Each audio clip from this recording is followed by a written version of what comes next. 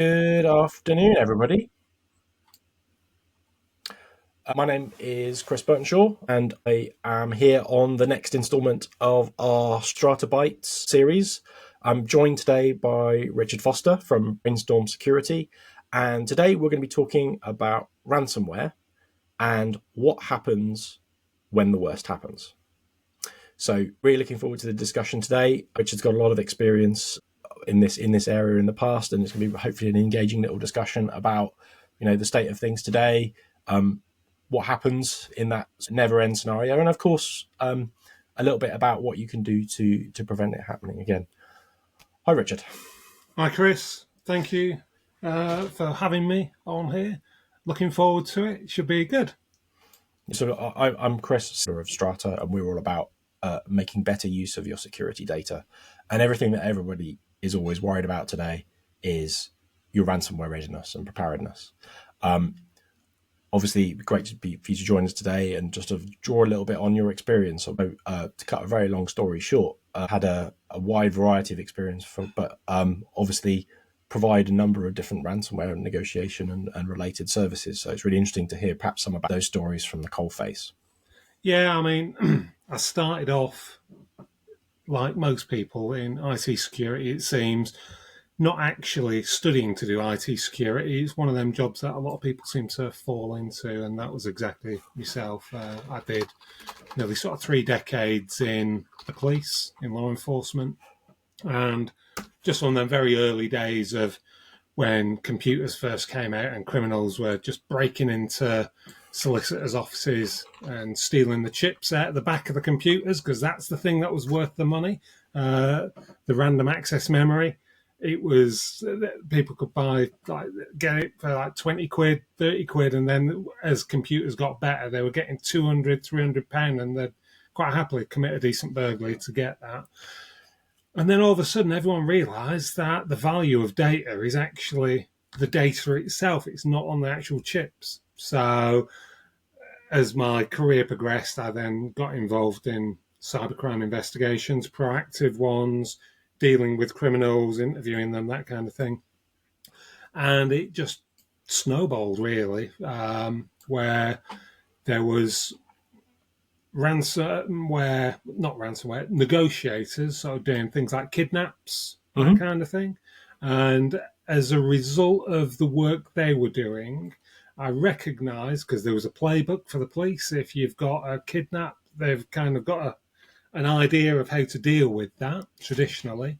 But when things like cryptocurrency came out, the work I was doing, I identified there was going to be this big issue that unless these negotiators understood this new type of financing, that people's lives could be at risk. So I put together a training course. I delivered that to a regional team of negotiators, and they took that on board. Brilliant. And then as we started to get ransomware negotiations, I was asked to come on board and assist with those negotiations. So learn direct from the cadre of negotiators with my technical input and social input, and away we went. And but once I left, I then set up my own company, realizing there was this skill set that could be used out there. So yeah, Absolutely, yeah, and I think it's really important that that these skills become better known, because from my point of view, talking to people, there's obviously everyone's aware they need to be prepared, which is great, fantastic. But what does that really mean post when it happens, right? What happens when the worst happens, right? And I think that's something that's really really useful for people to start to understand. So I guess maybe I'll sort of go through a little bit of the of the what we're going to talk about. So obviously the headline here is the what happens when the worst happens, right? So what happens when that ransomware actually happens? So I guess first we'll talk about a little bit about what ransomware is, and then we'll get onto that negotiator's perspective. That I'm sure you've got some wonderful things some wonderful stories to tell us here. I'm looking forward to it. Then some strategies to help, first of all, react, but actually also, prevent this from happening in the first place. I think an ounce of prevention is worth a pound of cure, or whatever your metric equivalent of that would be so today. very true. And then finally, questions. And of course, Anybody who wants to ask you a question, just ping it in the chat on LinkedIn, and we'll endeavour to answer it either during or perhaps towards the end when we've got a specific slot. So absolutely feel free to ask whatever you'd like. So I guess the first thing to cover is what is ransomware, how and why, effectively. Well, So yeah. you start, Richard, and I was I'll going to chip say, in. in its most basic form, it's generally some sort of malware that is placed onto a computer or a server and normally would encrypt it and encrypt the data that's on there, and then a ransom is requested by the bad guys, by the threat actors. That's it in its most simple form, and it can happen in so many different sort of ways through social engineering, phishing links. There might be unpatched software. There might be vulnerabilities in how that software has been set up. There could be all sorts of different reasons as to how the attackers have got on there. But once they do, it will encrypt the systems. Now, it's kind of developed a little bit over time. So originally, people would send out these ransomwares, software, these viruses. It would encrypt someone's computer, and it would be, let's say, a £60 ransom or a £70 ransom, one PC, and you would get the decryption key, and that was it. Job done. I mean, everything's going up these days, Richard. So. It is all gone up. And then it sort of changed, and the attackers realised they could get a lot more money because certain companies and services had more critical infrastructure that needed to be looked after. And therefore, they realised, like we said, the data is the most important thing. So what they did, they would go on and they would go around the network and try and infect as many computers as they possibly could. So they upped the price instantly. It then developed further where they thought, well, if we go across all these computers on the network, they can then obtain all the data off there and download it, have that on their servers, then encrypt it, and then ask for the encryption key. So the company then pays the encryption key, gets it all unencrypted, but then they have the double extortion where they then say, aha, yes, you've done that, but what we're now going to do is release that data.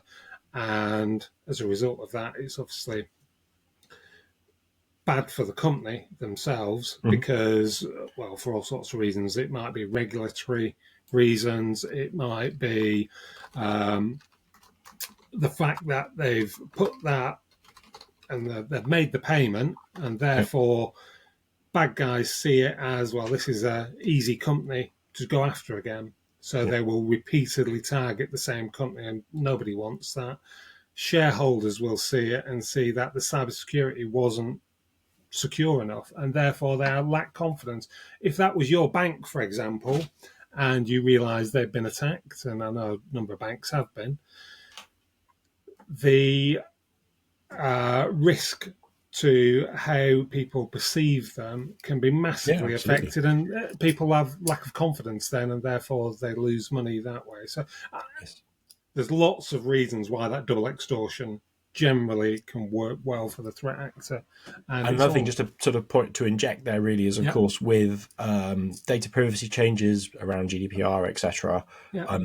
Obviously, the keep it all quiet and hope nobody says something option isn't necessarily there these days as well, of course. So they've got if this bank, if it's a large one, is and reputable one, is going to follow the law, they've of course got to declare it.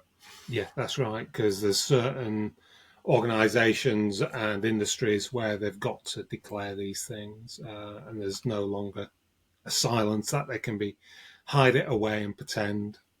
Indeed, yeah. So I think, I mean, obviously, you were mentioning about vulnerabilities and how the actual ransomware takes hold. There's obviously, as you mentioned, misconfiguration. There's exploiting a vulnerability. So, for example, if a piece of software is known to be vulnerable on the internet, then that kind of effectively the attacker can be given like what they call like a package that enables them to do this en masse, Yeah. which is obviously not great, but that's where we are. And then, of course, the other thing to bear in mind is that you say misconfigurations, of course, but actually that could be down to as simple as, this could have been mitigated if all of our users didn't have administrative rights on their endpoint devices, for example. So there's all kinds of little things, little factors, and of course, Absolutely. they've only got to be the attackers only have to be successful once, right? Yeah. Yeah. And that's a really great analogy about the whole attacker once the defenders have to get it right every single time, and that Yep. all you need is that one vulnerability, and Yep. they could be in. And people think, well, it's not going to happen to me, is it? Because we're either a big organisation and we've got great security and there's a bit of confidence in that security, or you're a very small person, and why the heck would they choose to attack my bakery business, for example? It doesn't matter. A lot of these things start off as a spray and pray. Mm-hmm. They will send out lots of phishing links, send out lots of viruses to try to attack various PCs, Yep. servers. It doesn't matter who you are. If they can get a leg up and get in, then they will. But a Yep. lot of these threat actors as well, they don't just target people themselves. They will go to initial access brokers. So people who are on the dark web or on other encrypted messaging channels, for example, they will be selling their initial access. So Mm-hmm. they'll have done the donkey work to, in effect, to get into the system and have found that vulnerability using all sorts of different features. They will then go away and do some research, and often they will look at company finance, they will look at company's house, they will see how well this company is doing, say, on public records. And there's a lot of open source intelligence that goes into it, Yep. where they will decide how much money do they think they could get out of this particular company, and then they go after that. So they will buy that access knowing there's a good opportunity to get a decent payday on it. Yep. And they're quite happy to spend this money because all you need is one person to have paid a ransom, and they've got an awful lot of Bitcoin that they can then use to pay these initial access brokers. I must admit, I'd never thought of the sort of secondary market kind Yeah, of aspect of that. Actually, yeah, obviously, from a defender's perspective, we're thinking about making sure that everything's patched, everything's secure, that we've got a good process. Yeah, the idea that actually there's like a matchmaking going on here of somebody who's found a vulnerable party, the potential value of that party. They've yeah, got loads of cash in the bank, for example. I mean that would be in company's house, right? yeah. That's right. There's all kinds of stuff. So yeah, it's really really interesting. Yeah. I mean, I guess we've sort of come on to the next point, really, which is the negotiator's perspective here, because obviously one thing you just mentioned there was about the types of I'm going to call them attacker.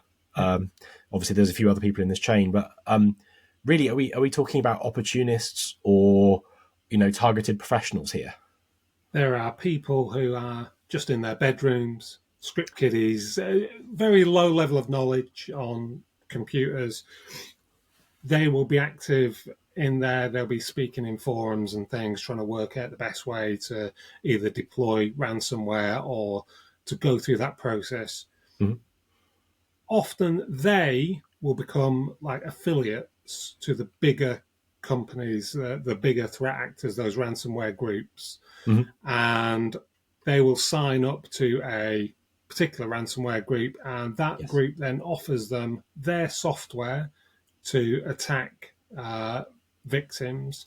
And if successful, then they can use their infrastructure, so their encryption, their messaging facilities, and they will also have a system. Some of them will have the ability to pay the larger ransomware group, and then the affiliate gets paid.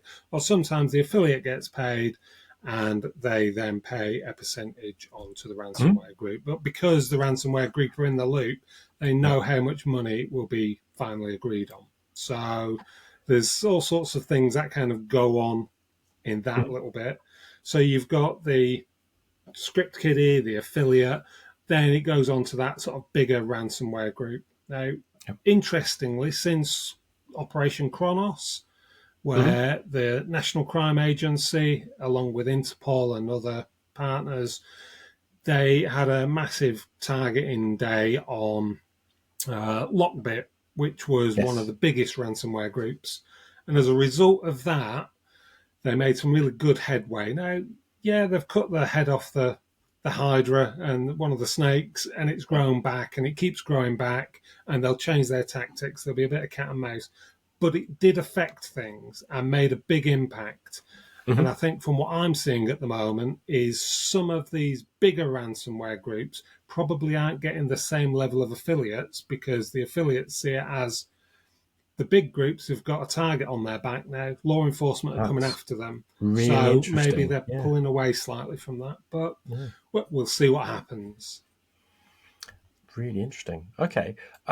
So I think one of, I mean, so I guess really, you know, sort of getting onto that, sort of, that negotiation Yeah. discussion now. So what things have progressed and something's happened, and unfortunately, the organisation has fallen victim. Um, how does that process start? I mean, So, how are you going to find out? yeah, I mean, the very start of it is some sort of ransomware note. So, just like if someone had been kidnapped, there's normally some sort of a letter, a Yep. phone call, or something. They always used to cut it out of a newspaper, didn't they? The print and put that on there, and that would be the ransomware note. Nowadays, it's normally some sort of a text file Mhm. that is either left amongst all the encrypted files on the server or on that particular computer. And when you go to look at it, all you will see is all these encrypted files, but there'll be one TXT file that you can open, Mhm. still access and look at, and that gives you the information. So it'll tell you normally who the threat actor is, as in the ransomware group, how to contact them, and what to do. So Right. the general guise of it is, if I can share my screen, I've actually got one that I can show you if you want me to. Well, It's up to you. I don't maybe know if let's you. look at that in a little bit. I think Yeah, it's okay, no problem. So they show you how to download Tor, for example, if the yeah, messaging is going to happen over that. They may well decide to do email and do it that way. yeah, And then the third way is sometimes, so they will email you to tell you about this ransom note, but sometimes their negotiation will either happen on email, over Tor, over the encrypted browser, mhm, or it'll be some sort of an encrypted messaging app. And yeah, those are kind of the three main ways. There is a fourth, which is telephone calls, and yeah, this is definitely new. Seeing a lot more of this where the threat actors are making phone calls to the mhm, victims, mhm, telling them about it, threatening them, being quite menacing in the way they do it. mhm, And it's very easy just to read a text file on a computer. But yeah. getting a threatening phone call, it really ups the ante and Of makes course, the yes. victim feel Mhm. quite worried and concerned. Especially if they're not, a large company with a massive IT and security team. Yeah, So I mean, it's I've dealt with very big companies and helped them, but I've also dealt with very small companies who this is totally alien to, mm, and as a result of that, yeah, it can be really quite sort of menacing. There is another reason why they might phone is once you've started to negotiate with a person. If I'm calling myself Mandy as the person who's doing the negotiating, and they ask to speak to Mandy, it's going to sound a little unusual when you've got my deep northern voice booming down the telephone. You'll need someone who can speak like Mandy on there. yes. So sometimes they're doing it to try and work out who is who within a company as well. And also So make that connection, I guess. It's kind of yeah, funny you should say that because obviously in the last 5 years, phone calls have kind of dropped off as being the sort of the preferred option for first communication. So yeah, ransomware is obviously taking things full circle here. So it's yeah, and I mean they're all using things like SIP, yes, telephone services, so it's all over the internet. So it's quite difficult to trace. And I yes, think we will probably start to see AI being used to absolutely, yeah, change voices, create different personas from a threat actor's point of view to be able to make those phone calls as well. I think that'll yeah. be another development we start to see. And eventually, I'm sure that will come the other side as well. Oh yes, definitely. Absolutely, it's Yeah, yeah, an arms race. yeah, Okay, so that's interesting. So obviously, we've got a communication going. We're yeah, talking to them. They want, $1 million yeah, or equivalent in Bitcoin, yeah, whatever that happens to be. So what from there on, that process of getting a better outcome, yeah. because obviously they'll have a demand. It's probably unreasonable to start with. How would what have you got any highlights from that you might the audience might like to hear? They're wildly ambitious. Often is the way I would describe it. Is the kind of amounts that they're asking for. Now, with some companies, yeah, absolutely, they may well have that money to be able to do it. It doesn't mean they want to give away their profits for that amount of money. Sure. It's quite rare now to get the low numbers. Everyone seems to start at a very high number. Hmm. But one of the key critical elements is those notes will often say, you've got 3 days or you've got 7 days. Otherwise, we're going to delete the decryption key. Yep. And if that happens, technically your data is lost, is what they're saying. So, from the offender's point of view, they really want to just speed things along, get as much money from you as quickly as possible, and then move on to the next victim. Of course. Yeah. Whereas the victim, the reality of when you first get it from a victim's perspective is they just want it over and done with. Crikey, who wouldn't? They want this done as quickly and as fast as possible. But really, what the victim should be thinking about is just slow this all down, allow ourselves a little bit more time. So the first thing that victim needs to be thinking about from a negotiation point of view is to ask for more time. It's not about the money. It's not about the amounts. It's Yeah. let's make this, give me an extra week or so, because this is going to take a little bit of time to sort out. It's all new to us. It might not be new to the attacker, but it's new to the victim. So definitely that. And of course, if it's a mid-size or an above company, Yeah, getting all of the appropriate sign-offs, if you were to consider yeah, paying, of course, which is probably going to come up shortly in our discussion here. You don't just get that money signed off immediately. no. Everyone knows how much fun we can have with procurement. So obviously, you've got to have some pretty senior sign-off here, right? You don't often hear that on a Tuesday, how much fun we can have with procurement. Oh, But you're absolutely. absolutely right. Yeah, absolutely. Yeah, my next piece of advice normally is contact law enforcement, contact whoever your local police is. Net, Action fraud is the people who you're meant to contact within the UK, but that can often be a slow process. But you still need to go through that process. Mm-hmm.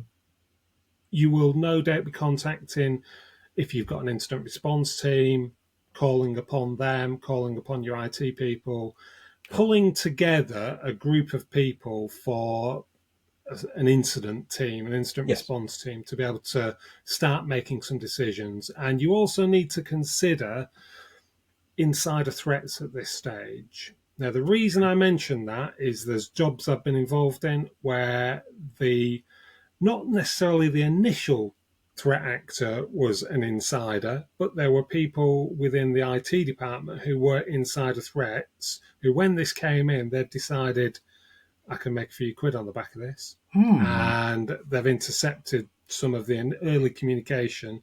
And then, as that negotiation's gone on to the point where there was going to be a payment, they've then taken out the actual threat actor's Bitcoin address and put their own in to make a little Wow. payday for themselves. So don't always assume that everyone within the company is going to be totally honest and on board. They might have an axe to grind. They might have been the people who've got the initial access. So really keep it to a minimum, that Mhm. and group of people who are going to know that you're going to Yeah. negotiate with these people. So, and this will obviously be led by your law enforcement. Yeah. But spoiler alert, unless you're sort of critical national infrastructure or a large organisation, or there's other reasons for them to be able to give you the gold standard service, you might not have the gold standard service and you might have to do a lot of this yourself. Or the time span that they're going to say, we can provide this, the incident might be over by then. Your company might have gone out of business at that Yeah, point. yeah, You might of have course. lost Yeah. so much money. So there's a lot of key decisions that certainly the board and CEOs have to make in the very early stages, and Mhm. then it sort of moves along. And I And think one thing just for the audience yeah, is if when we're talking about this, we talked about who's going to respond and that incident response team. If you're thinking about this and you're not sure who that is or what that process would be, now's the time to look, because how quickly you can start that process, going, or more importantly, if you don't have one, get one in place before it happens. yeah, preparation, tabletop exercises, plan, see how it works in real life. So it's Yeah. not like some big surprise, because it's nearly a case of when, not if this is going to happen. So if you've got a plan in place already, it really does help. So yeah. Um, so what I would say is, after you've sort of set up that communication as to how you're going to manage it, you're going to have to look at whether you're going to have a ransomware negotiator as part of that package. Now, Mhm. often incident response teams will have their own ransomware negotiators as part of that, and they have got varying degrees of experience and training in doing Mhm. that. And that's fine. Often they come from a fairly IT background, which again is fine. Mhm. Um, my services are probably slightly different because it's come from a more law enforcement background, and there's Yes. other considerations and tactics that I might be aware of which can assist. Of course. Um, One would hope that your sort of average IT team doesn't come across this too often as well. no, no, unless they're a really bad IT team I think and you they're probably getting it's a hit all one the hopefully a time. once in career thing. I would hope, but Yes, I yeah. suspect not. If I'm realistic. Yeah, I mean, to be honest, I think even sort of in most internal teams will have to call upon some outside assistance. Yes. And again, it's that planning and preparation. Have a think about who you're likely to use. Is there Mm. retainers and things that they want to organise beforehand, so you've got the ability to use those people. So once that's all in place, the negotiator is going to have a look at what has been said. There needs to be a really trusted line of communication between the negotiator and the company who's been Mm. attacked. And there needs to be some good information sharing. So the company, the incident response team, the negotiator, and there's like a three-way thing. And they will often have lots of conversations, lots of sharing of information about what's happening. The negotiator will aim to set up a safe way to be able to negotiate on behalf of the company. And Mm. there's normally some sort of contract drawn up prior to this. And certainly the way we do it at Brainstorm Security is to provide the victim with confidence that we're not making any decisions without their say so. Of course. We will continue to do the negotiating bit, and we will allow them to make the decisions as to Mhm. whether they are going to make any payment, what those amounts should be, how that's going to happen, all these things. We never commit without their say so and their written say so, because Yes. it's there to protect us as well, because that's the last thing we would want. And I think also maybe they need to make sure that those, again, as part of that incident response process, that senior buy-in is understood. Yeah, And maybe we could absolutely. come to this at, with the next bit around some strategies for prevention. Yeah, Um, as part of that prevention, we also need to make sure that we're ready. yeah, And of course, getting ready is standing up that process and that decision making apparatus, I guess. yeah, yeah. And the fact that the company is engaging with them, the way you really need to sort of view it is, that doesn't mean that you're making any payment. All you're doing is saying you're going to chat to these people, you're going to talk to them, but do it in such a way that you're not going to make anything worse. A little bit like a doctor, they sign up to say they're going to help people as best as they possibly can, Mhm. but they don't want to injure the patient any more than they already are. No. So think of it in them sort of ways. The victim always wants to try and reduce the payment, the amount that's going to be paid, and Mhm. that is definitely something that should be strived for. Whether the company decides to do it on their own Mhm. or whether they call in specialists to help them, they should definitely try and reduce that, because there's nearly an expectation that, from a threat actor's point of view, they're never going to likely get that very first amount, but they will play hardball, and Yes. it can take some time for that to take place. Mhm. Some of the tactics, obviously, I'm not going to discuss publicly Mhm. because that'd be silly because we're just giving it to the bad guys. Yes, of Um, course. but these are some of the sort of overarching strategies, really, that Yeah. companies should be thinking about. Um, let's see what else. I've got a couple of Yeah. lists. Right, yeah. But So also, we've had a couple things. of questions come in while we've been Oh, talking. right, brilliant. So If you, obviously, the next sort of section that we need to go on to is probably some strategies and yeah, prevention, etc. yeah, But before that, we've got two things, and maybe we could come back to it at the end in more detail. A question from Tyler: How can we help balance the? Sorry, how can we balance helping ransomware victims recover quickly with the risk of where the money goes? Well, that's a very good question. Um, so, for example, some checks might offer some understanding of how likely you are to get the money back, I guess, ultimately. yeah. So for example, Tyler's seen cases where insurance providers pushed for payments despite intelligence showing that the actor was unlikely to follow through. That's really interesting. That is interesting. Not something I've particularly come across that, Mm. but as part of that negotiation process, we will have some sort of a threat matrix where we'll work out, are they likely to be able to go through what they're saying, i.e., the data that they're saying they've got, that they're going to release to the public, Yeah. um, or they've not got it and they're just bluffing, because you might have decent backups, so you Yeah. don't need to pay the ransom to get the backups because you reckon you can get your systems back Yeah. online. That's cool. But And the that's what we big should all threat, aim for, I should yeah, say. that's Just to right, really. yeah, absolutely.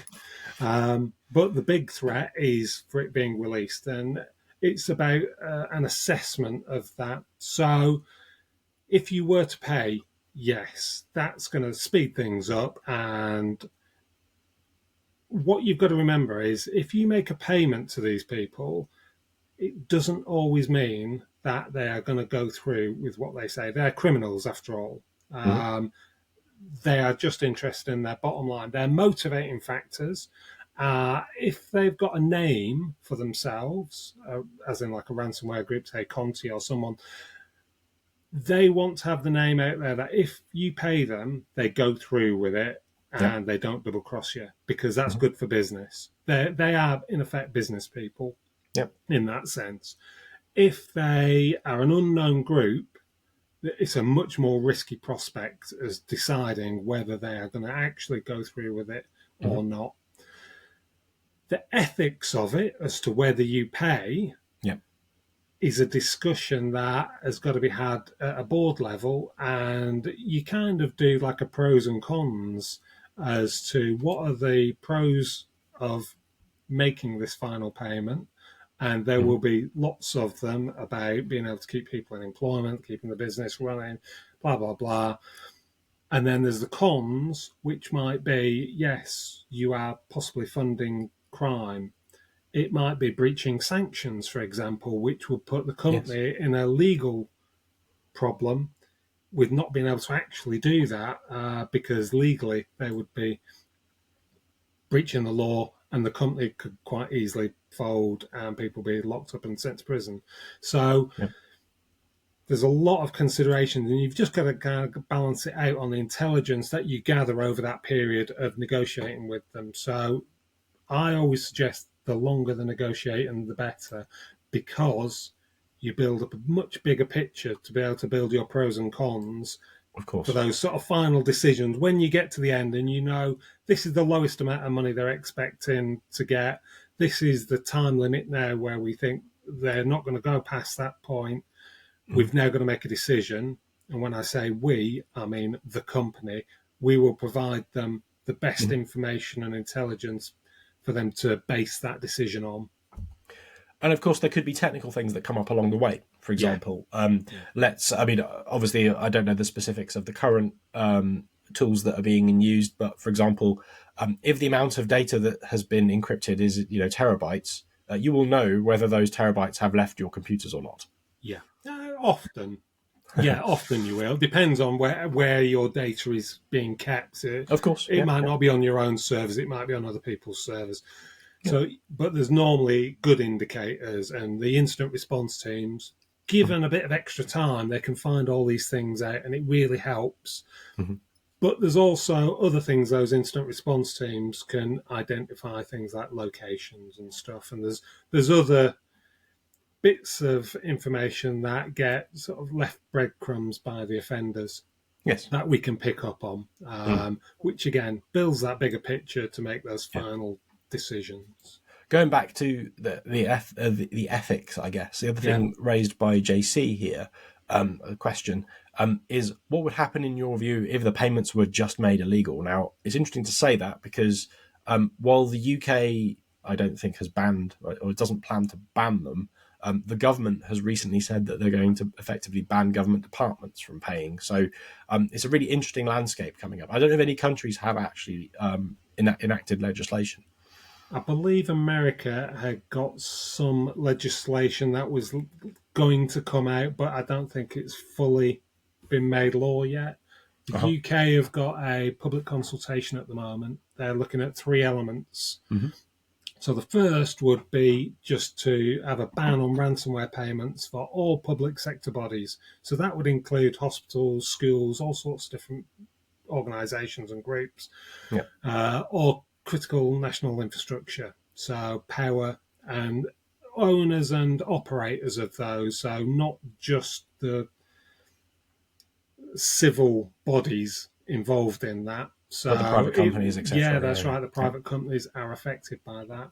yeah. And that's one option they're looking at. The second option is that a new ransomware payment prevention regime will be put in place that would require any victim who's not covered by the ban to report their intention to make a ransomware payment before making that payment to the Interesting. criminals responsible. So I can see there being some issues with that, and Mm. I'm going to engage with this consultation Hmm. as part of it because anyone in the public is allowed to get involved in that.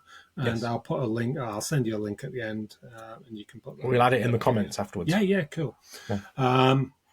So there's that, and then the final element is to have a ransomware incident reporting regime Yeah. that could include a mandatory reporting requirement for suspected victims of ransomware. So that just basically means if you've been subject to it, you've got to report it. It's mandatory, and if not, you may well be committing an offence. So, do, do we criminalise the victims? But equally, coming from a law enforcement background, I totally see Hmm. the benefits of reporting it. And it's still my number one piece of advice at the start of these things when victim companies come to me is get law enforcement on side because there might Yep. be already things in place that you're unaware of. And they Hmm. might well be able to really help you. So it's difficult. And without knowing the bigger picture, it's a difficult problem to solve. Absolutely. Yeah. No. No. No. It's, and also, there's always the sort of I mean, you mentioned there about the reporting. Reporting only has value when it is used to overall improve everybody's outcomes effectively, right? Yeah. So Yeah. if there is that mandatory reporting, who's that going to be to, and what they're going to do? Are they going to increase the levels of support that are available, for example? I'm not sure that's practical, but anyway, there's all kinds of potential avenues there. Yeah, I mean, I'm not a member of parliament. It's one of those things that I'm going to leave to the politicians to make the sort of final decisions on, but I'll certainly put my two penneth in as the best way I see forward. But Mhm. just on statistics, for example, a lot of the statistics come from a couple of big reports that get published and researchers who are looking at the websites of ransomware gangs and they Mhm. look at the people who've been reported as being victims and whether they've paid or not. Now, the only people who are put on those websites are the ones who initially have normally said, no, we're not paying. Mm-hmm. If somebody pays, it can be kept off that website normally. Mm-hmm. You get to a stage where you get put on those websites. Yeah. So the the problem itself, I think, of ransomware is probably much, much bigger than a lot of people probably recognise. Yeah, yeah, absolutely. It's definitely a food for thought, really, here, isn't it? Right. Yeah, So, we probably should get on to the last bit of this, which is around strategies. yeah, I think we've talked about the strategy for getting a good outcome from the process, mm, but I think really we need to sort of finish off with how to stop this happening, because that's kind of what we or to stop this happening and to be as prepared as possible for the incident, even when it occurs, because I think yeah, those two things need to happen together. So obviously, in terms of like being ready to respond, you mentioned obviously about having support available, and with specialists where appropriate. yeah, Obviously, there are also some technical things that are important. So backups, and everybody always talks about, especially in the public sector at the moment, immutable backups. yeah, Immutable sounds really complicated, but it just means that it's a backup that if your system is compromised, it can't be overwritten by that compromise, right? Straightforward. So, yeah. What I will say just on backups very quickly is when it comes to insurance policies, yes, just consider that offenders will often search the data that they've taken and look for insurance policies to see if there's a cyber policy and what yeah, amounts are available on it. Those need to be looked at, found, and taken off any systems you've got, preferably printed, put in a safe, or held on a totally standalone system because they will go after that as data. So, oh, and you don't want it to also then just end up on a backup because some offenders will aim to encrypt the backups as well. So, yeah. just another piece of advice, really. Yeah, no, it's fair enough. So I think, and also, that's kind of like, there are obviously technical measures are ensure backups. Yeah, Obviously, good security hygiene here is the key. So good configuration, yeah, make sure people don't have unnecessary rights, administrative rights specifically, yeah, and of course patching. And we don't just mean your operating system, etc. We mean the software and the applications in your stack. A very long time ago, I was demonstrating. If anyone remembers the Melissa virus going back in the day, yeah, and how that could be used for data exfiltration in these sorts of situations. And in that case, it was actually a whole bunch of Microsoft Office vulnerabilities, not necessarily your operating system. So, just be aware of that. And also, then there's the perhaps the most important thing, which is the procedures and getting yourself ready and asking those questions. Right? yeah, Would you pay? That's a good question, because you might have the organisation may have reasons to blanket say no. yeah, yeah. I mean, and there might be blanket reasons just to say no. And I'm a great believer in why would you pay criminals because they've attacked you? And Mm, there's a real strong ethical and moral sense for myself to say no, don't pay. There's a number of negotiations I've personally done where we've been able to work out that the victim doesn't pay at all. good. And being able to bring it right down to actually a zero amount. Mm, Doesn't happen every time, but it can happen. But yeah, I'd feel quite aggrieved if it was me personally and my company having to yeah. pay. Mm-hmm. But you've got to put that on the other side that for the company to keep going and to keep people employed, you may have to make a payment. It's not always as black and white as some people first imagine. Of Um, course. and certainly those sort of configurations and the technical side, even just the simple stuff like things like cloud storage and maybe what individual users are using, just to make sure things aren't set to public. And Yes. just little things like that, that their understanding of using these things might become an issue Mm, later down the road where passwords get breached as a result of it, that kind yeah. of thing. Obviously, as part of that organizational question about what to do and whether we're going to pay. Obviously, it's important to have a process, and usually that would be dovetailed into whatever your incident response process is, or if that's something that you've got a third party that runs for you, for example. Yeah. But it is important to ask the right questions to make sure that that does cover this process, Yeah. because whoever you've got involved in this, they can't always make decisions for you, right? Yeah. Yeah. Yeah. Yeah, you're absolutely right. I think training is Yes. probably the big key issue in not just training your staff as to how to look for things like suspicious links and that kind of thing, keeping it interesting and exciting so people don't just disengage, make people realize they can just use this in their home life. Things like password Yes. managers, all those kind of really good stuff that we can use in a corporate environment, Hmm. bring it into your home life, and there's a lot more chance they're going to be sort of on board with it, I think.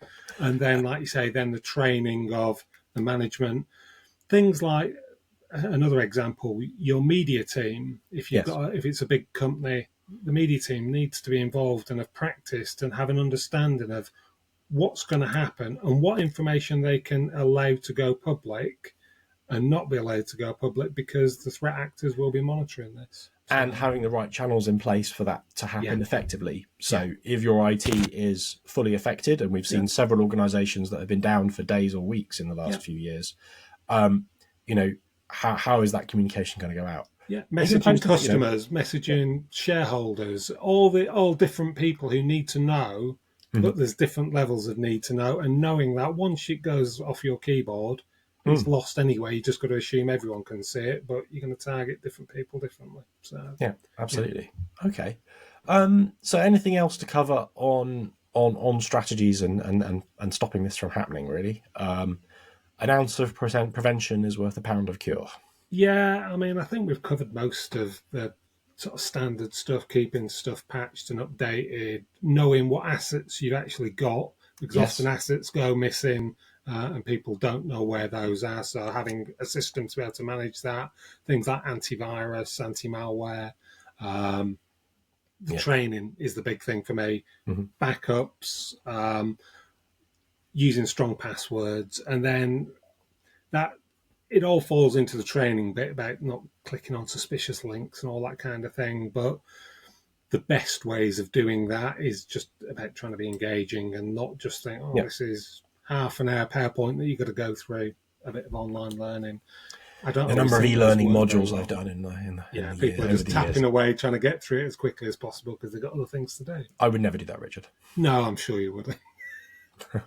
Well, just Right. having, for example, like a talk or doing a tabletop exercise where you get people to Mhm. think. Yeah. And often I find the best ideas can sometimes come from people you least expect. And it gives Yes. everyone an opportunity to get involved. It's great. Yeah. It can be a great team building exercise. Yeah.